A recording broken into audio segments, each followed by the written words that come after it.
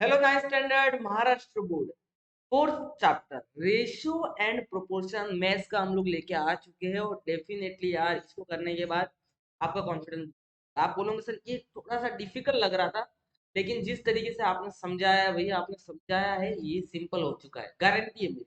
ठीक है। रेशियो और प्रोपोर्शन की हम लोग शुरुआत करने जा रहे हैं लेक्चर नंबर 1 और जिस तरीके से आपका प्यार मिलेगा लेक्चर 2 3 4 भी आ जाएगा।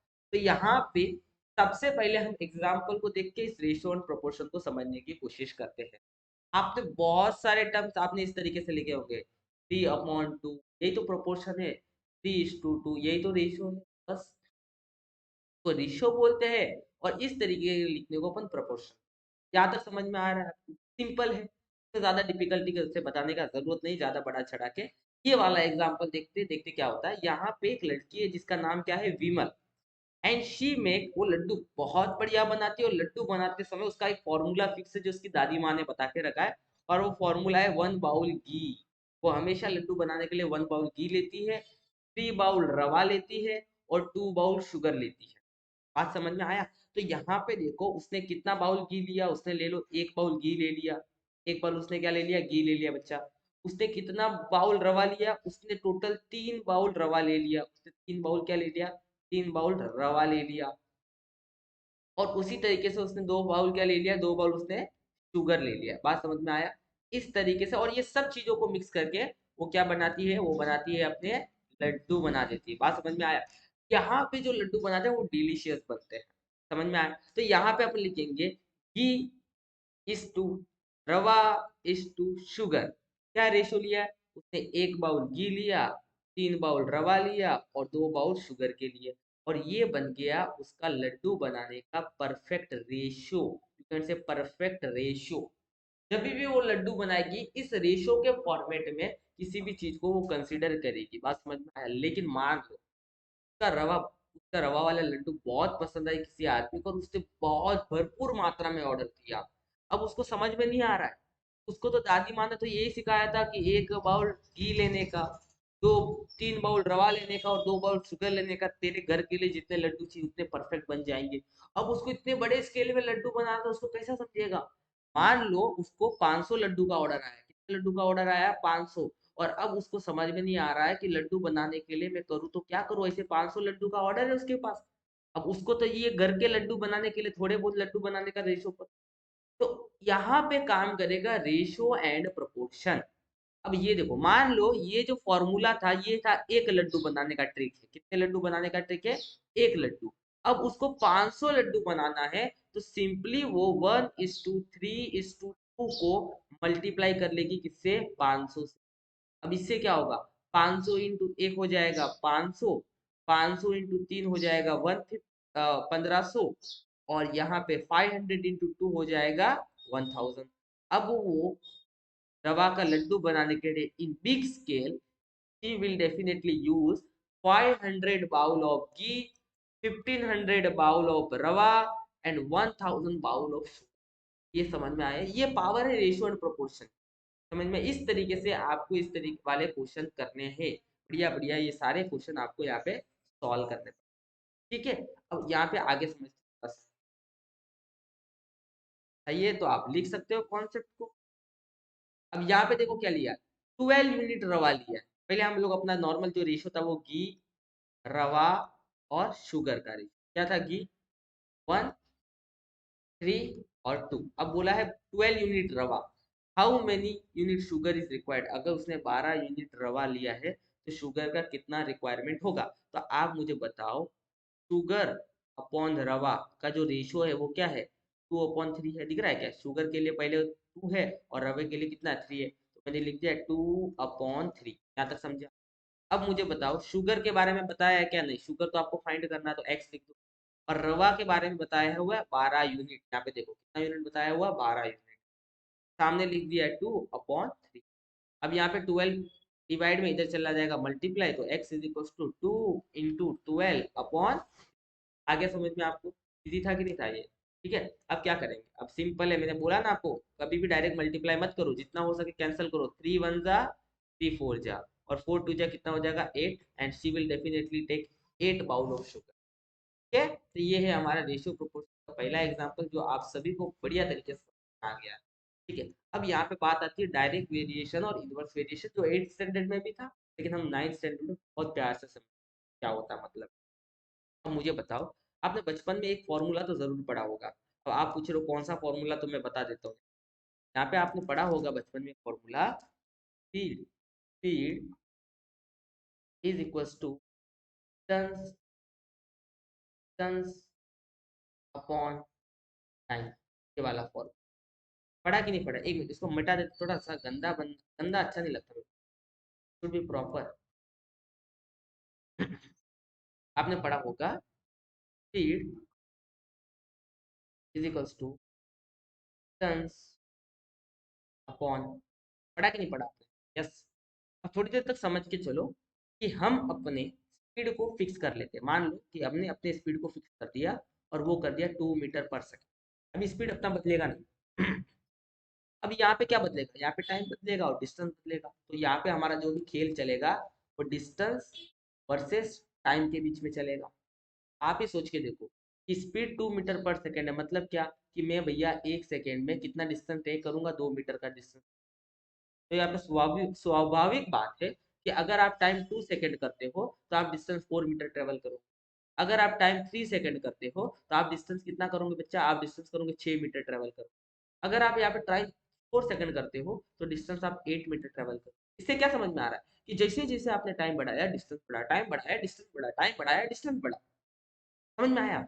मतलब जैसे जैसे आपने टाइम बढ़ाया आपका डिस्टेंस क्या हो गया? बढ़ते। तो यहाँ पे आप बोलोगे कि भैया जो डिस्टेंस है वो टाइम के साथ डायरेक्टली वेरी करेगा। कैसे वेरी करेगा बच्चा?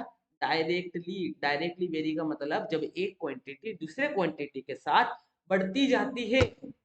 ऐसा नहीं हो रहा है कि एक बढ़ रही दूसरी घट रही, एक बढ़ रही तो उसके साथ में दूसरी भी बढ़ रही है। ऐसे समय पे हम लोग बोलेंगे डायरेक्ट वेरिएशन। आगे समझ। अब मैं आपको एक ट्रिक बताने वाला हूँ जो आपको किसी को नहीं बतानी, डायरेक्ट वेरिएशन के बारे में। देखो वो ट्रिक क्या है। मान लो यहाँ पे ए और बी एक दूसरे के साथ डायरेक्ट वेरिएशन। कैसे है एक दूसरे के साथ? एक दूसरे के साथ है डायरेक्ट वेरिएशन में। बात समझ में आया? तो both two are direct variation to each other. ठीक है। अब मुझे बताओ एक दूसरे के साथ डायरेक्ट वेरिएशन है, इसका मतलब क्या? इसका मतलब सर अगर ए बढ़ेगा तो उसके साथ में हमारा बी भी बढ़ेगा। अगर ए बढ़ेगा तो उसके साथ में हमारा बी भी बढ़ेगा यहाँ पे। तो यहाँ पे एक ट्रिक याद रखना है कि जब दो क्वांटिटी डायरेक्ट वेरिएशन में होती है, जब दो क्वांटिटी डायरेक्ट वेरिएशन में होती है तो उनका जो मल्टीप्लिकेशन होता है वो हमेशा कांस्टेंट होता है। क्या बोला मैंने? जैसा कि यहाँ पे ए का वैल्यू ए1 है, बी का वैल्यू बी1 है, और यहाँ पे ए का वैल्यू ए2 है और बी का वैल्यू बी2 है। बात समझ में आया? ए का वैल्यू बदला, बी का वैल्यू बदला, लेकिन ए और बी का मैंने थोड़ा सा सॉरी मैंने यहाँ पे थोड़ी सी गड़बड़ की है। मल्टीप्लिकेशन नहीं, यहाँ पे मुझे बोलना चाहिए उनका डिवीजन कांस्टेंट होगा। क्या होगा? Division constant. हटाते बात चुकीला माफी करून टाका तुम्ही। ठीक है। हाँ, जब दो क्वांटिटी डायरेक्ट वेरिएशन में होती है तो उनका बच्चा देखो क्या कांस्टेंट होता है? ए अपॉन बी मैंने रेशियो तो लिख दिया। मान लो ए का वैल्यू ए1 है, बी का वैल्यू बी1, ए का वैल्यू ए2 है, बी का वैल्यू बी2 है। तो जब दो क्वांटिटी डायरेक्ट वेरिएशन में होती है तो तब उनका डिवीजन कांस्टेंट होता है, उनका प्रोपोर्शन कांस्टेंट होता है, कोई फर्क नहीं पड़ता है। ये ध्यान रखना, डायरेक्ट वेरिएशन में उनका प्रोपोर्शन कांस्टेंट होता है। समझ में आया आपको? सिंपल तरीके से, ठीक है। ये भूलना मत, ठीक है। अब हम बात करेंगे इनवर्स वेरिएशन। अब बताओ, अब यहाँ पे एक बात समझो। अब हमने क्या कर दिया? स्पीड वही वाला फॉर्मूला लगाते, speed is equal to distance upon time. ठीक है। मान लो आपकी स्कूल की रेस है और आपको भागना, यहाँ से शुरू करना भागना और भाग के आपको यहाँ पे पहुंचना। This is your final point, यहाँ पे आपको पहुंचना है। और आपको पता जहाँ से शुरू करोगे जहाँ पे आपको पहुंचना है वो तो डिस्टेंस जो भी होगा फिक्स होगा। मान लो 200 मीटर का डिस्टेंस, बराबर ना? अब मुझे बताओ, पहले आपने भागना शुरू किया जैसे 10 मीटर पर सेकेंड से, फिर आपने भागना शुरू किया 9 मीटर पर सेकेंड से, फिर आपने भागा, थक गए ना, जितना थकोगे उतना कम स्पीड हो जाएगा। तो यहाँ से क्या समझ में आ रहा है कि सर मेरा जो स्पीड है कम होती जा रहा है। मेरा स्पीड क्या हो रहा है, स्पीड कम हो रहा है। अब मुझे बताओ जब आपका स्पीड कम हो रहा है तो इस पॉइंट से इस पॉइंट पे पहुंचने के लिए टाइम क्या होगा, टाइम बढ़ेगा। क्योंकि अगर आप धीरे धीरे भागोगे तो आपको टाइम भी क्या करना पड़ेगा, बढ़ाना पड़ेगा ना। तो यहाँ पे आप क्या बोलोगे कि इस वाले क्वेश्चन में कि जब मेरा स्पीड कम हो रहा था तो मुझे ज्यादा टाइम लग रहा था। तो here you can say that the speed, here you can say that speed time के साथ कैसा है, इनवर्स वेरिएशन में है। स्पीड टाइम के साथ इनवर्स वेरिएशन में है। समझ में आया, क्योंकि स्पीड कम हुआ तो टाइम उसके साथ क्या हो गया, बढ़ गया। यहाँ तक समझा।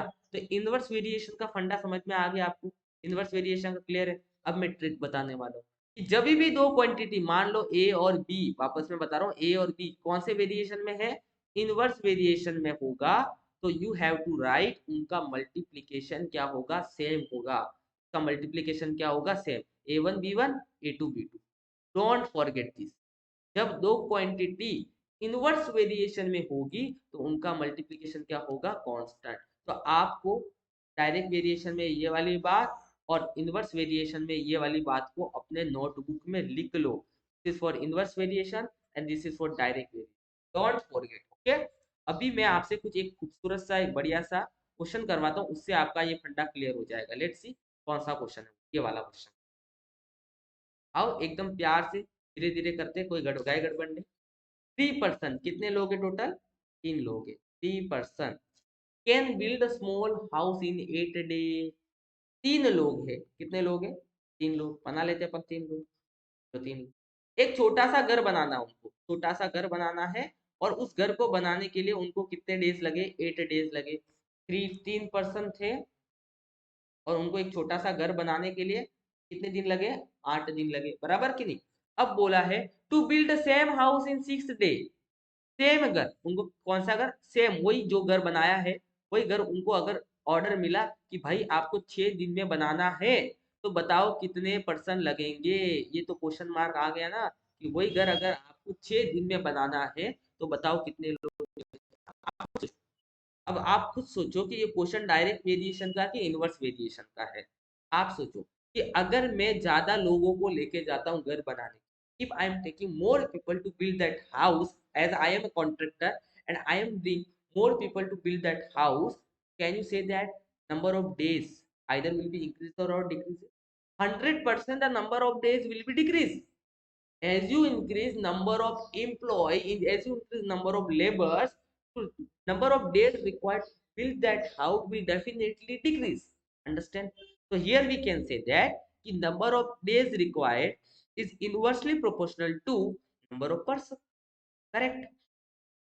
So this question is completely from inverse variation. You have to identify either this question follow the direct variation, either this question follow the inverse variation. Correct? Now we identify this question is completely from what? This question is completely from inverse variation. Now, as I said that during the inverse variation, multiplication is constant. During the inverse variation, multiplication remain the constant. Now here you can see that here we have question. Here is inverse variation. So you can say that day 1 person 1, number of person 1, समझ में आया। In day 2 and number of person 2। In day 1 कितने थे, you have 3 days, शुरुआत में 3 दिन थे। And there we have, okay, sorry sorry, we do have, just check out, we have 3 person and we need 8 days starting में। तो हम क्या बोलेंगे कि हमारे पास 8 दिन थे and we have 3 person to build that house. In next time we have 6 day. How much day we have to build that house? We have 6 day. And कितने पर्सन है हमारे पास, we don't know। अभी हमें पता है क्या, we don't know how many person required to build that same house in 6 day. So we put here P2। now here you can see that 6 in multiplication, तो यहाँ पे आके 6 हो जाएगा अपना डिवाइड, और ये P2 वैसे का वैसे रहेगा। now you can say here 3 1 3 2 a 2 4 2 1 cut, answer is become 4। so you need as a contracted, you need 4 people to build that same house in 6 day। I hope so आपको समझ में आ गया। अगर समझ में आ गया तो प्लीज कमेंट सेक्शन में बोलना ओपी सर आ जाएगा यार, ठीक है। तो ये कॉन्सेप्ट आपके क्लियर हो चुके हैं। Now let's move forward. The ratio of age of Seema and Rajesh, आपको सीमा का एज और राजेश का एज का रेशियो दे रखा है। Let's put in proportion for Sima का एज 3:1, करेक्ट है। Now the ratio of age of Rajeshri and Atul, now you have Rajeshri age, okay, Sima and Rajeshri age is 3:1 and Rajeshri and Atul age is 2:3, okay, and to find you have to find the सीमा, राजेश्री और अतुल के तीनों का as का ratio एक साथ में निकालना है, तब इसको हम बोलते हैं continuous ratio. How will you find, आपको फाइंड करना है सीमा, राजेश्री और अतुल का तीनों का रेशियो एक साथ में। देखो इसका फंडा बताता हूँ। सबसे बीच में कौन है, राजेश्री। अब यहाँ पे राजेश्री को अच्छे से आप देखो, सब अच्छे से मतलब प्यार से नहीं, देखो यार क्वेश्चन में देखो, राजेश्री का है 1 और इस वाले रेशियो में राजेश्री के प्रोपोर्शन में है 2। आपको क्या काम करना है, ये दोनों को सेम बनाना है। अब यहाँ पे देखो 2 है, यहाँ पे देखो 1 है। क्या मैं 1 को 2 बना सकता हूँ, क्या मैं 1 को 2 बना सकता हूँ, हाँ। कैसे, बाय मल्टीप्लाइंग 2। समझ में आया। तो मैं सिंपली अभी क्या करने वाला हूँ, मैं सिंपली यहाँ पे एक बढ़िया सा सिंपल काम करूंगा। देखो सिंपली मैं इस वाले रेशो को same to same copy paste कर लूंगा। सीमा अपॉन राजेश्री का जो रेशो है 3:1 है, मुझे इस 1 को 2 बनाना है, मुझे इस 1 को क्या बनाना है, मुझे इस 1 को 2 बनाना है। तो मैं मल्टीप्लाई कर दूंगा ऊपर नीचे 2।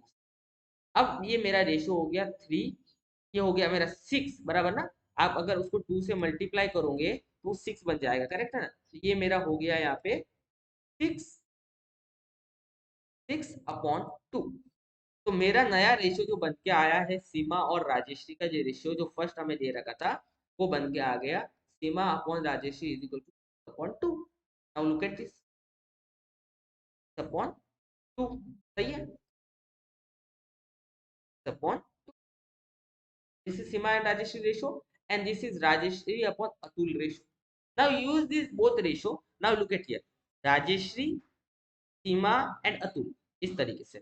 अब मुझे बताओ इन दोनों रेशो में राजश्री के करस्पॉन्डिंग, आपको इन दोनों रेशो में, ये वाले रेशो में फर्स्ट वाला रेशो देखो, ये तो हमारा भी कुछ काम का नहीं है क्योंकि इसको हमने कन्वर्ट कर दिया है ये वाले रेशो में।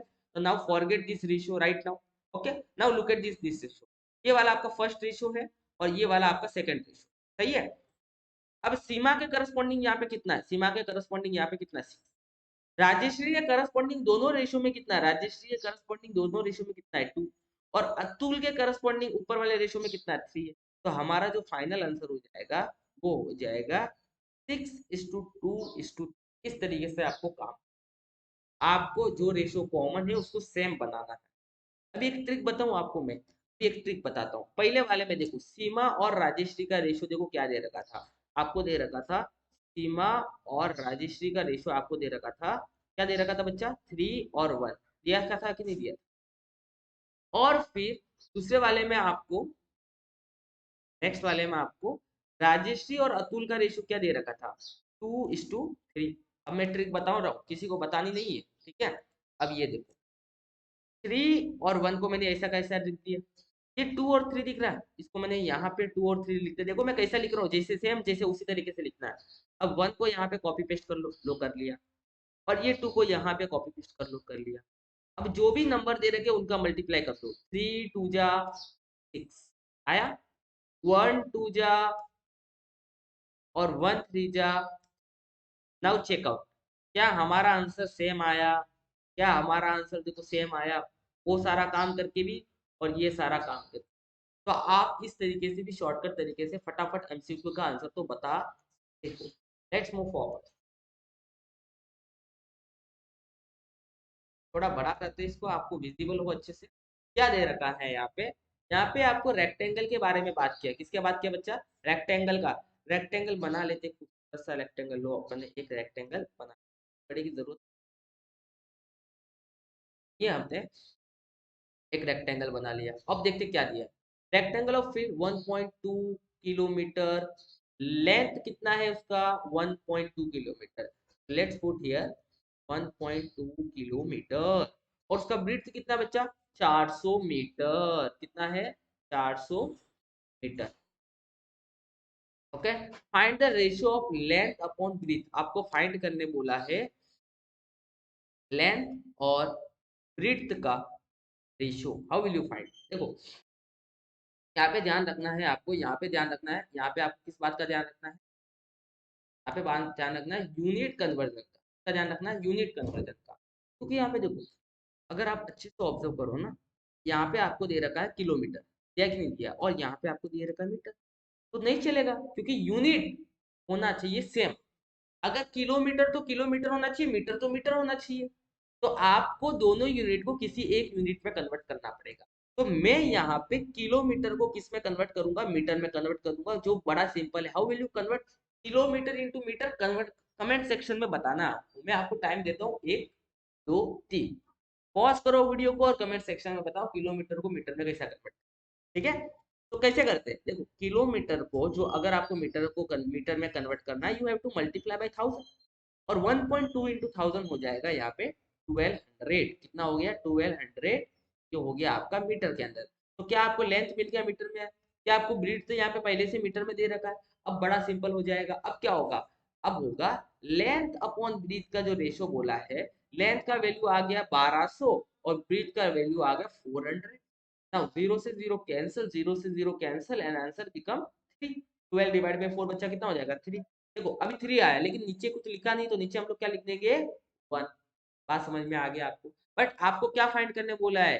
रेशियो फाइंड करना है। तो ये तो प्रोपोर्शन के फॉर्मेट में आपने लिखा ना, तो लिखते समय आपको लिखना है length to breath which is equals to 3:1, and this is your final answer. I hope so.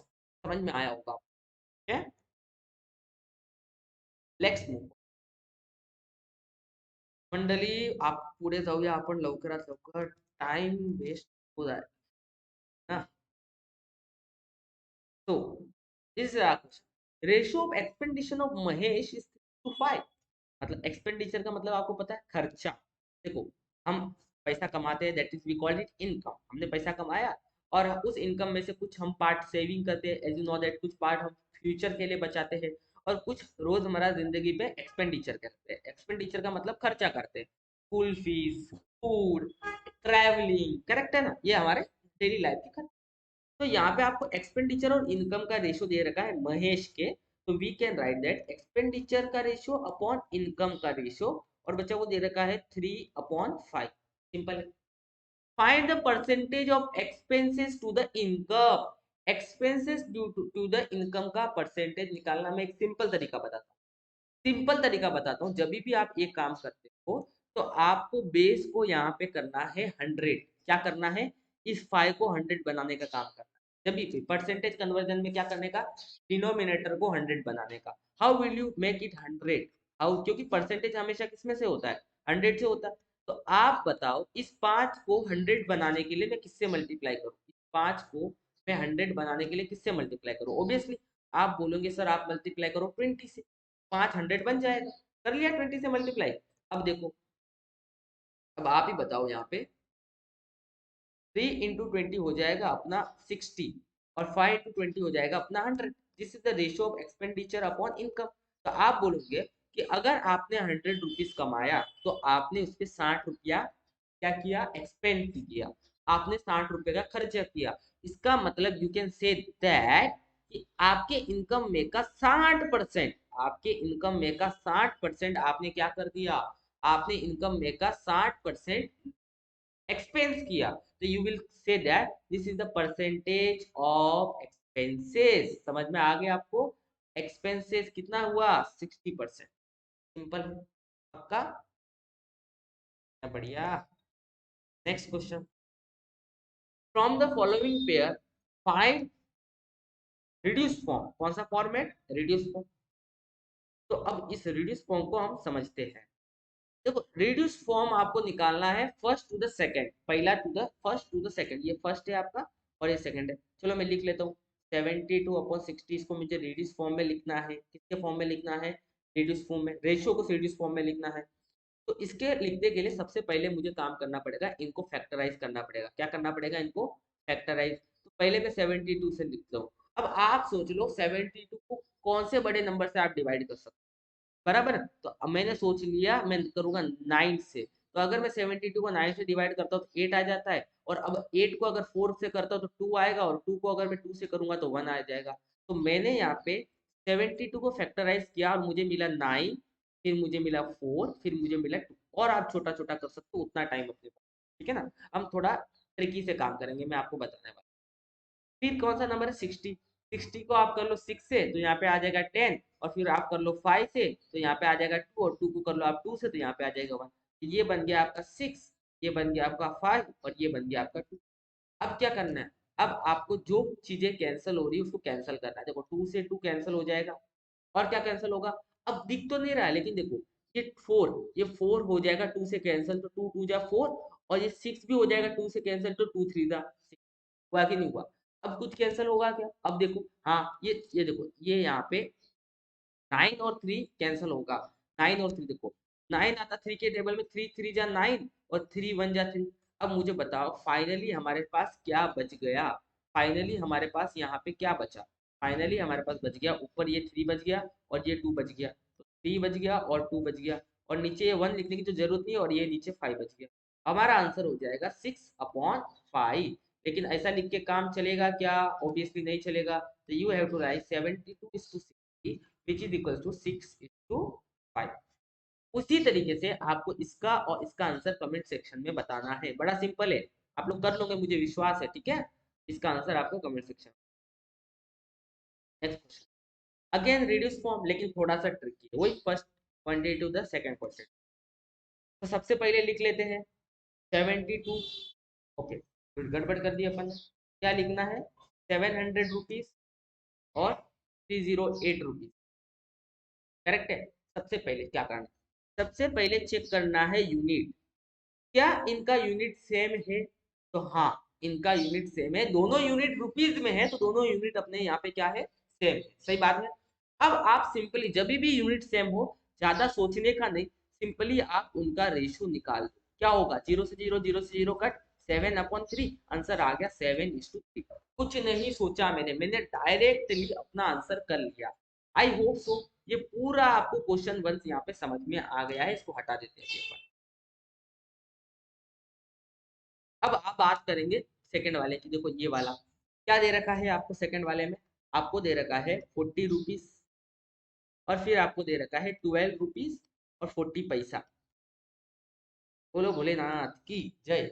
बराबर, सिंपल। अब देखो यूनिट सेम है क्या, हाँ सर यहाँ पे तो रुपीज दिया, लेकिन यहाँ पे सर दो दो यूनिट दिया, रुपीज और पैसा। तो अब रुपीज और पैसा को एक काम करो, किसी सिंपल फॉर्मेट में कन्वर्ट। तो मैं काम करूंगा, मैं सब चीजों को किस में कन्वर्ट करने वाला हूँ, मैं सब चीजों को कन्वर्ट करने वाला हूँ पैसा में। As we know that 1 rupees is equals to 100 paisa. I hope so आपको पता होगा, 1 रुपया मतलब 100 पैसे के बराबर होता है। तो मैं 14 को मल्टीप्लाई करूंगा 100 से, तो मुझे ये 14 कन्वर्ट हो जाएगा मेरा पैसे में। कितना हो गया, 1400 पैसा। सिंपल है, यह काम हो गया। उसी तरीके से मैं इधर भी करूंगा, ये 12 रुपीज को मैं कन्वर्ट करूंगा पैसा के अंदर, और ये जो पीछे 40 पैसा लिखा उसको मैं ऐड करके लिख दूंगा 40 पैसा। बराबर कि नहीं। तो 12 रुपीज मतलब मेरे पास हो गया 1200 पैसा, और ये हो गया मेरा 400 पैसा। टोटल हो गया 1600, 1600 पैसा। Now you have same unit that is paisa. कोई बड़ी बात है क्या। Now you have to take ratio, that is 1400/1600 का रेशियो। 0 से 0 कट बच्चा, 0 से 0 कट, 14/16 बचा। क्या ये और सिंप्लीफाई हो सकता है, डेफिनेटली ये सिंप्लीफाई होगा अगर आप 2 से डिवाइड करते हो ऊपर नीचे। तो लेट्स डिवाइड बाय 2 ऊपर नीचे, okay. So let's divide by 2, answer is become 7/8. So you have to write your answer in the format of ratio, that is 7:8। कैसा लगा, अगर अच्छा लगा है तो कमेंट सेक्शन में यार पक्का तारीफ जरूर करना, आई लाइक तारीफ वेरी मच, ठीक है। Next question, express the percentage form. मैंने बताया था परसेंटेज फॉर्म कन्वर्ट करने के लिए डिनोमिनेटर को बच्चा क्या कर लो 100, क्या कर लो 100, कैसा भी कैसे भी, ठीक है। Express the following, okay okay, percentage form में कन्वर्ट नहीं करना, express the following percentage in ratio in the reduce form, okay reduce form में लिखना है। ऑब्वियसली ये पहला वाला आपको परसेंटेज फॉर्म में दे रखा है, आप इसको रिड्यूस फॉर्म में कैसे लिखोगे, तो मैं बताता हूँ सिंपल ट्रिक। देखो ऊपर नीचे वाले को सेम नंबर से डिवाइड करो, या मैंने अभी थोड़ी देर पहले बताया था कि आप इसको फैक्टराइज कर लो, ठीक है। तो मैं 75 को ऊपर नीचे डिवाइड कर दूंगा 25 से, कर लिया डिवाइड, तो ये बचेगा 3 और ये बचेगा 4, तो ये मेरा हो गया reduce of this to. Simple है। उसी तरीके से सेकंड वाला 44/100 है। Now you can see here कि मैं ऊपर नीचे पहले 2 से डिवाइड कर लेता हूँ, तो ये बच जाएगा मेरा 22 और 50, और भी मैं अगर 2 से वापस डिवाइड कर दूंगा, ये बच जाएगा 11/25। क्या अब मैं इनको डिवाइड कर सकता हूँ? नहीं कर सकता हूँ, तो ये मेरा हो गया सिंपल फॉर्म। कितना इजी है यार। थर्ड वाला देख लो। थर्ड वाला थोड़ा सा ट्रिकी, मतलब डराने के लिए आपको दे रखा, ऐसा परसेंटेज लगा दिया। तो मैं एक ट्रिक बताता हूँ। ये देखो, ये सिंपली ये परसेंटेज आप हटा दो यहाँ से, तो हटा दिया, तो मैं इसको कैसा लिखूंगा? मैं इसको लिख दूंगा 6.25, 6.25 और परसेंटेज हटाते नीचे 100 लिख दूंगा। अब इसको रिड्यूस फॉर्म में आपको लिखना है, तो आपको ये रिड्यूस फॉर्म में लिखते समय क्या करना है, यहाँ पे ध्यान दो। 6 पॉइंट को मैं यहाँ पे शिफ्ट करने के लिए मुझे 100 से मल्टीप्लाई करना पड़ेगा, ये तो सभी को पता है। तो मैंने शिफ्ट करने के लिए यहाँ पे 100 से मल्टीप्लाई किया, तो ये 100 मल्टीप्लाई करने के बाद पॉइंट शिफ्ट हो गया, 100 को वापस मैंने हटा दिया, समझ लो। तो जब मैंने ऊपर से 100 से मल्टीप्लाई किया, तो मैंने नीचे से भी 100 से मल्टीप्लाई किया। सही है, इतना तो मैंने कर ही लिया। अब एज यू नो दैट कि सर 625 का स्क्वायर होता है, तो मैं इसको 25 × 25 लिख सकता हूँ। यस, मैं लिख सकता हूँ, कोई दिक्कत है क्या उसमें? कोई दिक्कत नहीं है, लो लिख दिया। और नीचे मैंने 100 × 100 लिख दिया। अब मेरे बच्चे बच्चे को पता है, क्रिस्टल कॉन्सेप्ट के हर एक बच्चे को पता है, समझदार आदमी है, कि देखो 25 × 1 = 25 4 = 100, 25 × 1 = 25 4 = 100। ऊपर क्या बचा? ऊपर बचा 1 × 1 और नीचे क्या बचा? नीचे बचा 4 × 4। ये बात समझ में आ गई आप? अब देखो 1 × 1 कितना हो जाएगा? 1, और 4 × 4 कितना हो जाएगा? 60। तो मेरा आंसर हो गया 1:60। लो, इससे सिंपल तरीका कोई बता सकता है? बता लेना, कोई नहीं बता सकता है। बहुत अच्छे से बता दिया मैंने आपको। अब मुझे आपको इन दोनों का आंसर कमेंट सेक्शन में बताना है। हाँ, ये ऑब्वियसली फिफ्थ वाला मैं आपको थोड़ी सी दया करके थोड़ा सा मैं समझा दूंगा वापस। सेम तरीका, परसेंटेज हटा दो और डिनोमिनेटर में लिख दो 100, लिख दिया। अब मुझे क्या करना है? अब मुझे करना है ये पॉइंट को यहाँ पे शिफ्ट। तो कैसे करूंगा? 100 से मल्टीप्लाई करके, तो मैं करूंगा 0.64 इंटू 100 अपॉन, नीचे भी करना पड़ेगा मल्टीप्लाई, ऐसा नहीं है कि ऊपर किया तो नीचे नहीं करना पड़ेगा। फिर दिया, अब ऊपर हो जाएगा 64, नीचे हो जाएगा 100 × 100। मैंने बोला कभी भी स्टूडेंट डायरेक्ट मत करो, ठीक है ना, लंबा हो जाएगा फिर। अब आप सभी को पता है, अब आप सभी को पता है कि मैं इसको ऊपर नीचे इसको मैं लिख सकता हूँ 8 × 8, लिख दिया 8 × 8, और ये हो गया 100 × 100। ऊपर नीचे 2 से डिवाइड कर दो, तो ये 4 जा हो जाएगा, ये 50 हो जाएगा। ये 2 से किया, 4 जा हो गया, ये 50 हो गया। और 2 से होगा क्या? हाँ होगा। ये 2 जा हो जाएगा, ये 25 जा हो जाएगा। ये 2 जा हो जाएगा, ये 25 जा हो जाएगा। अब कुछ होगा क्या? अब कुछ नहीं हो सकता। तो ये 2 × 2 4 और 25 × 25 6। ये हो गया आपका आंसर 4:625। सिंपल, पक्का? कमेंट सेक्शन में बताते रहना कि पसंद आ रहा, अच्छा लग रहा है। ये तो हमने कर लिया था। Next question, convert the following into percentage form. मैंने बताया था परसेंटेज फॉर्म में कन्वर्ट करने के लिए डिनोमिनेटर को क्या करो? 100। कैसा करेंगे? 15/25 लिख दिया। देखो 25 को 100 करने के लिए मैं 4 से मल्टीप्लाई करूंगा, मुझे ऊपर भी 4 से करना पड़ेगा। 15 4 जा 60, 25 4 जा 100। तो my answer is become percentage form में हो गया। नीचे 100 लिखा तो मैं डायरेक्ट लिख दूंगा 60%। सिंपल, नीचे जैसे 100 आ गया, ऊपर वाला लिख के पीछे वाले को परसेंटेज का साइन बता दो। सेकंड क्वेश्चन, 47/50 को क्या करूंगा? पर से 100 बनाने के लिए 2 से, तो ऊपर भी 2 से। 47 2 जा कितना होगा? 94 बच्चा। यस 94। गलत होगा बोल देना। 100 100 आ गया नीचे, यस ऊपर वाले को लिख दो परसेंटेज फॉर्म, दैट इज 94% आ गया। उसी तरीके से 7/100 को क्या, 7/10 था, इसको 100 करने के लिए 10 से मल्टीप्लाई करूंगा, ऊपर भी 10 से मल्टीप्लाई कर दिया, ये आ गया 70/100। My answer is become 70%। Simple है कि नहीं? नेक्स्ट क्वेश्चन, क्या दे रखा है? 546/600। अब बोलोगे सर, अब 600 को 100 में कैसे कन्वर्ट करके बताओगे? करके बताओ। यस, करके बताएंगे। डरते हैं क्या हम लोग? कैसे करेंगे? देखो, इसको भी करूंगा 6 से डिवाइड, इसको भी करूंगा 6 से डिवाइड। तो आपको पता है 600 डिवाइड बाई 6 100 हो जाएगा। ऊपर 546 को 6 से डिवाइड करो ना। 7 संग बे 4, 8 6 जा 54। बराबर बोल रहा हूँ? नहीं नहीं नहीं नहीं, 8 6 जा 8 7 जा 54, करेक्ट है ना। तो यहाँ पे ये तो 6 हो जाएगा, 6 9 जा 54, 9 6 जा 54 बराबर। ये 54, ये 0, ये 6 आ गया, और ये 1 जा करूंगा 6 आ गया, आंसर आ गया 91। तो माय आंसर इज बिकम 91%। आ गया समझ में। एक क्वेश्चन मैं आपको दे रखा हूँ, लेट्स सी ये लोग कर पाते हैं। हाँ हाँ, ये थोड़ा सा ट्रिक है, मैं ही कर लेता हूँ यार, बाद में अपने को क्या है, ये नहीं चाहिए कि सर आपने एक क्वेश्चन छोड़ दिया। लेट चेक आउट, 7/16 कैसा करें। सर 16 को 100 तो बनाना थोड़ा सा नामुमकिन सा लग रहा है, बराबर कि नहीं। 16 को 100 बनाना थोड़ा सा नामुमकिन का सा लग रहा है, कैसे करूँगा मैं बताता हूँ ट्रिक। ये 16 है, हाँ है। इसको एक काम करो, ऊपर मल्टीप्लाई कर दो 16 से। क्या हुआ इससे, देखो 16 से जैसे मल्टीप्लाई किया 16 हट गया, लेकिन ऐसा तो चलेगा नहीं ना। आपकी मर्जी थोड़ी चलेगी कि आपने 16 से मल्टीप्लाई कर दिया 16 हट गया, बराबर कि नहीं। अब यहाँ पे आपको क्या करना पड़ेगा, जैसे आपने 16 से मल्टीप्लाई किया, तो यहाँ पे अब मुझे मुझे बताओ सिंपल तरीका, मुझे यहाँ पे नीचे कितना चाहिए, मुझे यहाँ पे नीचे चाहिए 100। मुझे यहाँ पे नीचे कितना चाहिए 100, तो मैं यहाँ पे 16 से मल्टीप्लाई करूंगा और 16 से क्या कर दूंगा, डिवाइड भी कर दूंगा। तो इस 16 से 16 तो यहाँ पे हट जाएगा, करेक्ट है।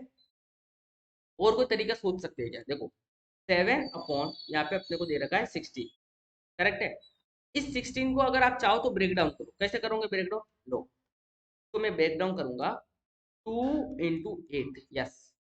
अभी आपको पता है मैं 2 को 100 बना सकता हूँ, लेकिन मैं 8 को 100 नहीं बना सकता, तो मैं क्या करूंगा यहाँ पे 8 को भेज दूंगा, इस तरीके से लिख दूंगा। लिख सकते, कोई दिक्कत थोड़ी है इसमें, ऐसा लिख सकते कि नहीं लिख सकते। और मैं 2 को नीचे रखूंगा, चलो रख दिया। अब क्या करूंगा, मैं ऊपर नीचे मल्टीप्लाई कर दूंगा 50 से, क्योंकि मुझे इस 2 को 100 बनाना है, तो मैंने 50 से मल्टीप्लाई कर दिया। और ऊपर 7/8 लिखा है, उसको मैंने कर दिया 50 से मल्टीप्लाई, नीचे किया तो ऊपर भी करना पड़ेगा। 2 into 50 कितना हो गया 100। और देखो ये हो जाएगा 4 जा और 225 जा, होगा कि नहीं होगा। वो तो ऊपर आपका बच गया 7/4 into 25। आगे समझ में, नीचे भी आपको कुछ नहीं करना है, जो ऊपर करना है ऊपर करना है। अब 25 into 7 यहाँ पे कर लो, कितना आएगा, 7 5 जा 35, 3 बचा, और 7 2 जा 14, और 14 और 3 बचा 17। तो ये आ गया आपका 175/4/100। अब सिंपली आपको इसको 4 से डिवाइड करना है, आपका जो भी आंसर आएगा उसको देना परसेंटेज के फॉर्म में, ठीक। तो इस तरीके से हमने प्रैक्टिस सेट की, जो भी प्रैक्टिस सेट थी, तो बहुत सारे क्वेश्चन हमने निपटा है, और बाकी क्वेश्चन जो बच गए हो वो आपके लिए होमवर्क है। तो देखते हैं बचे हुए क्वेश्चन का कितने लोग आंसर करते हैं। Thank you so much.